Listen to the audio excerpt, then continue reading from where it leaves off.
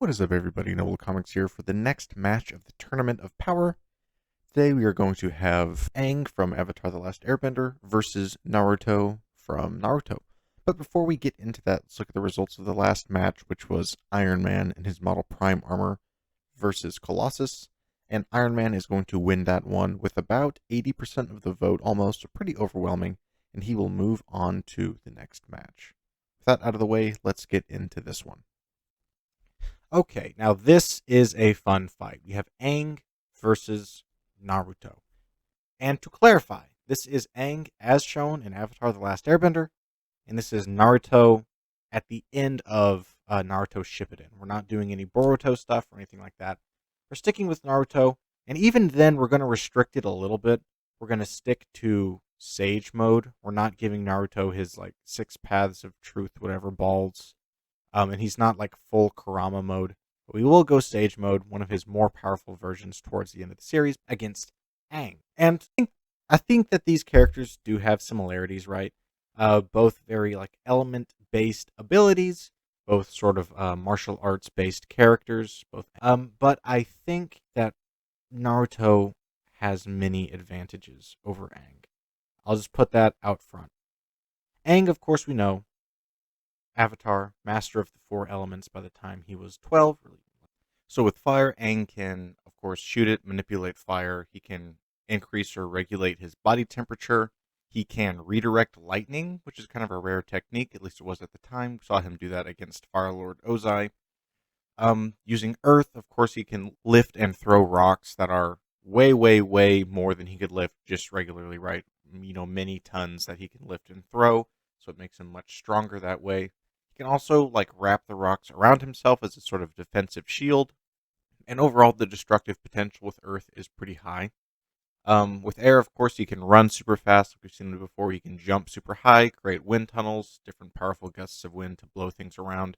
He can create like a tornado, which is pretty nice, which is powerful enough to like chip and destroy stone. And of course, he can control massive bodies of water and ice as well. Ice manipulation comes part of his water bending also. And in his avatar state, under the guidance of the moon spirit, right, he was able to turn into that giant water kaiju, which is pretty cool.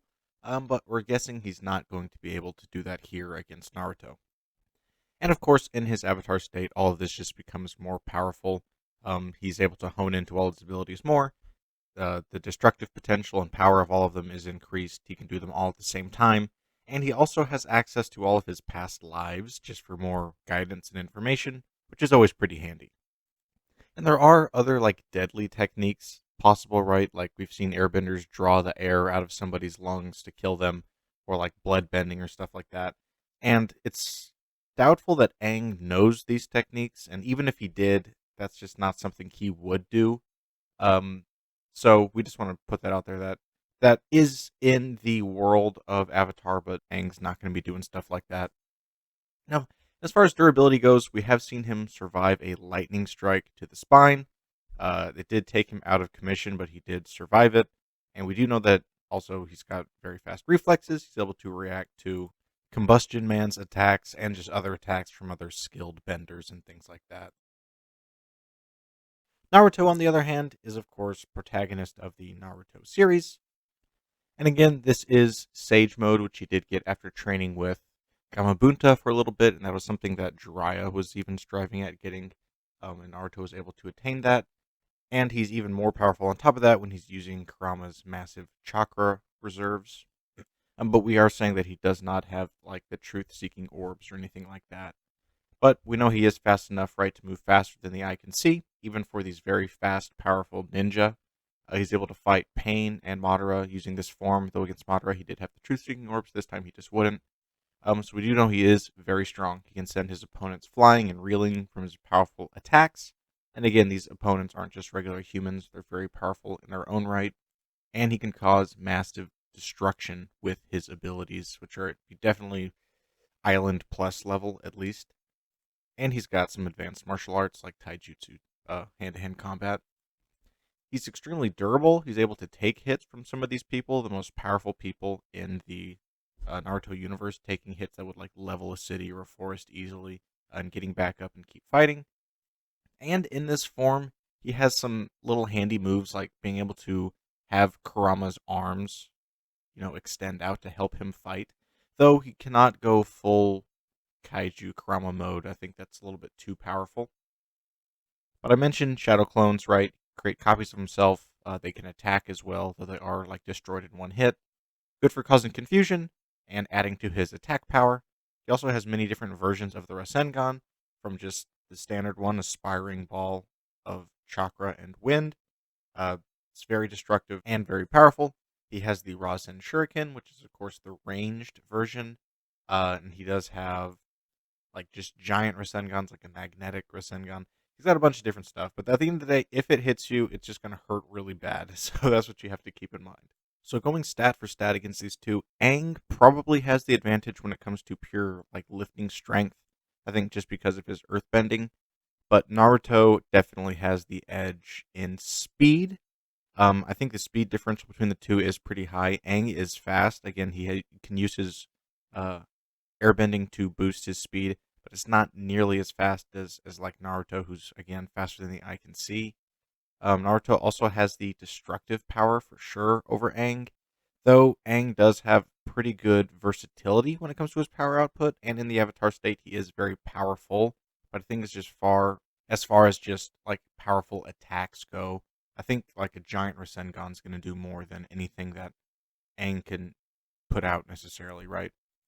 And then on top of that, Naruto definitely has the durability advantage.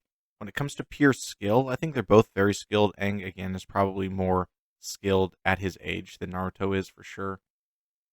But Naruto does have sort of, I think, the major advantages here. And also, I do want to put out there that there probably are jutsus and stuff like that that Naruto could create that Aang could then bend, like an earth wall or something like that. Though I don't think that will come into play. I just want to put it out there that that is probably something that could happen, but I don't think it's really going to impact this fight because I don't think that's necessarily how Naruto fights.